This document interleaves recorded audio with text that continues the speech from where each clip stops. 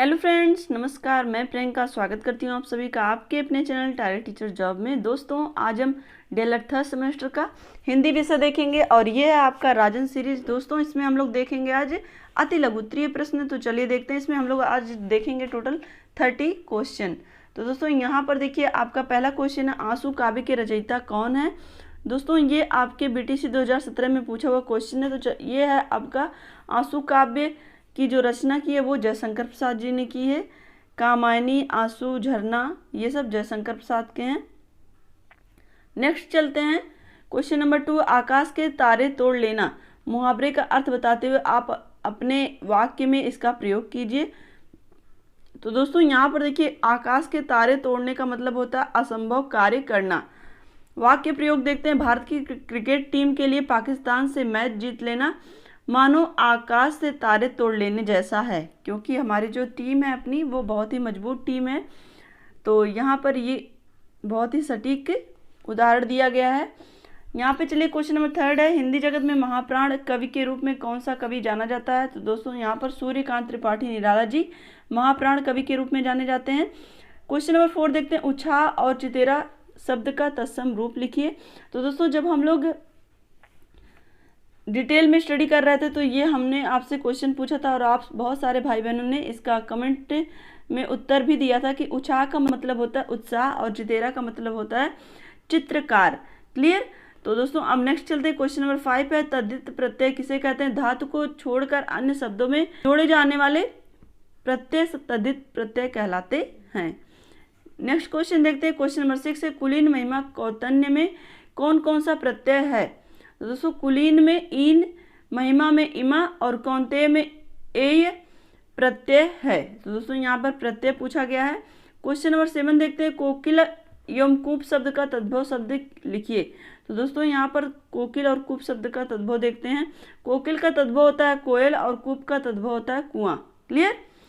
Question number 8 देखते हैं, आहा कितना सुंदर दृश्य है, इसमें कौन सा चिन्ह लगा है। तो दोस्तों, ये आहा के बाद जो लगा है वो विस्मयादि बोधक चिन्ह होता है। क्लियर। यहाँ पर देखिए जितने भी चिन्ह आपके हिंदी में हैं टोटल, उन सारे चिन्हों के विषय में हम लोग डिटेल से पढ़ चुके हैं आपके डिटेल वाली क्लास में। क्वेश्चन नंबर 9 देखते हैं, लोकोक्ति किसे कहते हैं। कहावत या लोकोक्ति के पीछे कोई लोक कथा या घटना होती है जिससे निकली बात लोगों को जुबान पर इतनी चल निकलती है कि वह लोकोक्ति बन जाती है। क्लियर। तो लोकोक्ति क्या होती है, जो भी कहावत या लोकोक्ति के पीछे यानी कुछ ना कुछ घटनाएं होती हैं और उसी घटनाओं के आधार पर ही लोकोक्ति कही जाने लगती है। क्लियर। यहाँ पर देखिए क्वेश्चन नंबर 10 है, उपसर्ग किसे कहते हैं। उपसर्ग वह शब्दांश जो किसी शब्द से पूर्व जुड़कर उसके अर्थ में विशिष्टता उत्पन्न कर देते हैं या उससे बदल देते हैं। प्रहार, उपसर्ग लगने से क्या बन जाता है, प्रहार। क्वेश्चन नंबर 11 देखते हैं, अध उपसर्ग लगाकर 5 शब्द बनाइए। तो दोस्तों, यहाँ पर अध उपसर्ग लगाकर 5 शब्द बनाना है। अध पका, अध कचरा, अध मरा, अध खिला और अध जला। ये 5 शब्द हो गए अध उपसर्ग लगा करके। क्वेश्चन नंबर 12 देखिए, हिंदी में प्रयुक्त उपसर्ग किन शब्दों में जुड़ते हैं। हिंदी में प्रयुक्त उपसर्ग जो होते हैं वो तद्भव देशज शब्दों में जुड़ते हैं। क्लियर। यहाँ पर देखिए क्वेश्चन नंबर 13, अधिष्ठाता तथा निरोग में कौन सा उपसर्ग है। अधिष्ठाता में अधि तथा निरोग में निर उपसर्ग है। दोस्तों, ये जो उपसर्ग और प्रत्यय होते हैं इनको जब आप इनका संधि विच्छेद करते हैं तो बहुत ही क्लियर हो जाते हैं। क्वेश्चन नंबर 14 देखें, अल किस भाषा का उपसर्ग है। अल अरबी भाषा का उपसर्ग है। जो शब्दांश शब्द से पहले लगता है उसे क्या कहते हैं। क्वेश्चन नंबर 15, जो शब्दांश शब्द से पहले लगते हैं उसे उपसर्ग कहते हैं। और प्रत्यय किसे कहते हैं, जो शब्दांश किसी शब्द के बाद जुड़ते हैं उन्हें प्रत्यय कहते हैं। क्लियर। जैसे इंग्लिश में आपके सफिक्स और प्रीफिक्स होते हैं वैसे ही हिंदी में उपसर्ग और प्रत्यय होते हैं। क्लियर।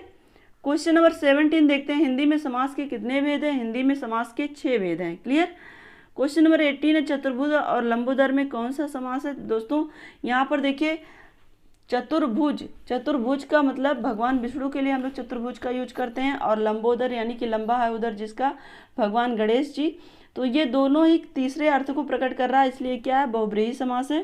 क्वेश्चन नंबर 19 देखें, शरणागत, अकाल पीड़ित और रामायण में कौन सा समास है। तो दोस्तों, इन सब में कौन सा समास है, ये तत्पुरुष समास के अंतर्गत आएगा। जब आप इसका भाव देखेंगे, शरणागत शरण में आगत, अकाल से पीड़ित। क्लियर। तो ये कौन सा समास हो जाएगा, ये तत्पुरुष समास हो जाएगा। यहाँ पर देखिए क्वेश्चन नंबर 20 है, पंचवटी और त्रिवेणी में कौन सा समास है। तो दोस्तों यहाँ पर देखिए पंचवटी और त्रिवेणी दोनों में ही संख्यावाची शब्द आए हैं, तो ये कौन सा शब्द हो जाएगा, ये त्रिवेणी और पंचवटी जो दोनों शब्द हैं ये द्विगु समास के अंतर्गत आएंगे। क्लियर। क्वेश्चन नंबर 21 देखिए परमानंद और सर्वोत्तम में कौन सा समास है, दोनों में कर्मधारय समास है। क्वेश्चन नंबर 22 देखें भाई बहन या रुपया पैसा में कौन सा समास है, दोनों में द्वंद्व समास है। दोस्तों यहाँ पर देखिए भाई बहन के बीच में भी हाइफन है और रुपया पैसा के बीच में भी हाइफन, इसलिए कौन सा समास होगा, द्वंद्व समास होगा।